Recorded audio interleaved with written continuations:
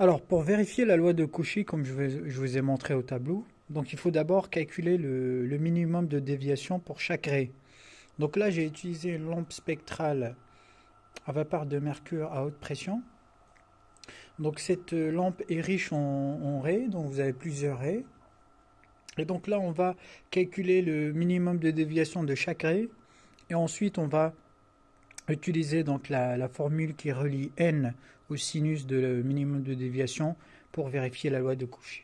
Alors pour repérer le minimum de déviation, donc la première chose à faire, donc vous allez placer votre prisme, vous allez donc faire en sorte d'ouvrir au maximum la fente et donc de projeter, donc de mettre la fente au plan focal objet de cette lentille du collimateur, de telle sorte d'avoir donc d'avoir un maximum de lumière sur l'écran.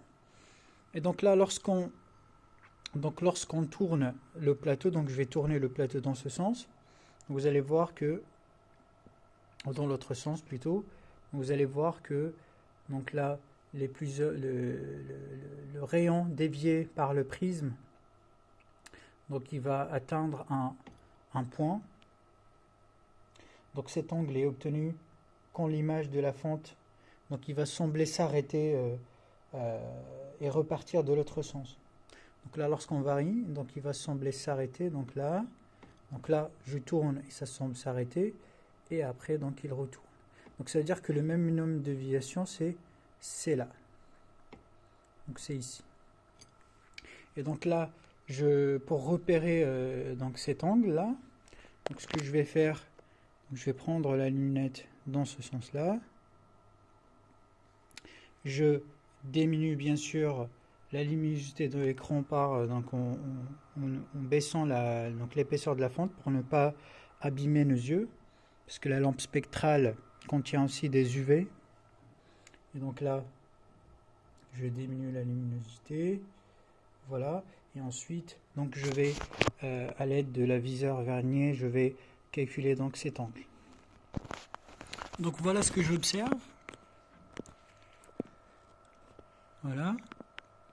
Et donc là, on va essayer de repérer chaque raie. Donc là, j'ai la raie jaune, verte. Et là, donc lorsque je tourne la lunette, je trouve aussi donc il y a une raie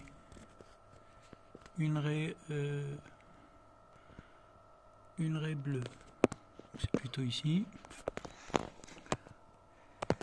Voilà. Donc une raie bleue. Et donc maintenant, je vais mesurer l'angle affiché par la lecture, donc le viseur de la lecture pour chaque raie. Et donc là, je trouve que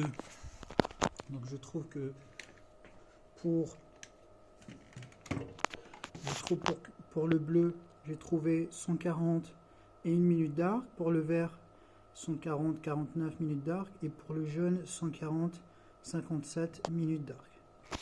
Et maintenant, pour mesurer l'angle, donc le déviation minimum, donc il ne faut pas se contenter que de ces mesures. Donc il faut faire la même mesure, mais dans l'autre sens. Donc il faut tourner le plateau, donc il faut le tourner de 180 degrés. Donc vous allez le tourner de 180 degrés dans ce sens-là.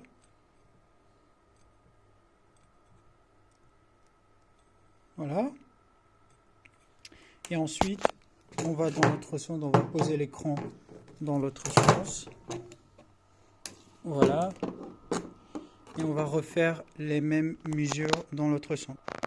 Donc voilà, on a tourné, donc on a mis l'écran de l'autre côté, on a tourné le plateau de 180 degrés. Donc voilà ce qu'on observe. Et donc on va faire exactement la même chose. Donc on va essayer de... Donc là, voilà, ça c'est mieux. Donc là on observe les tâches. Et donc maintenant je fais la même chose, donc je tourne le plateau et je vois qu'il y a un certain moment, il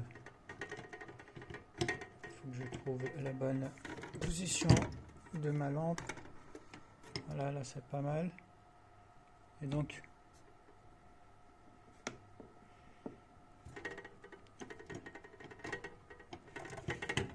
hop.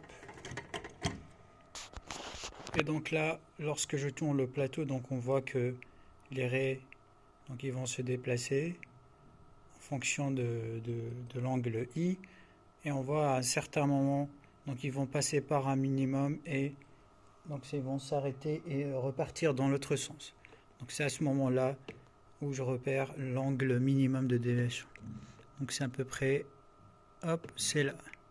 Donc c'est à peu près là. Alors je fais pareil, donc j'enlève l'écran, donc je l'éloigne.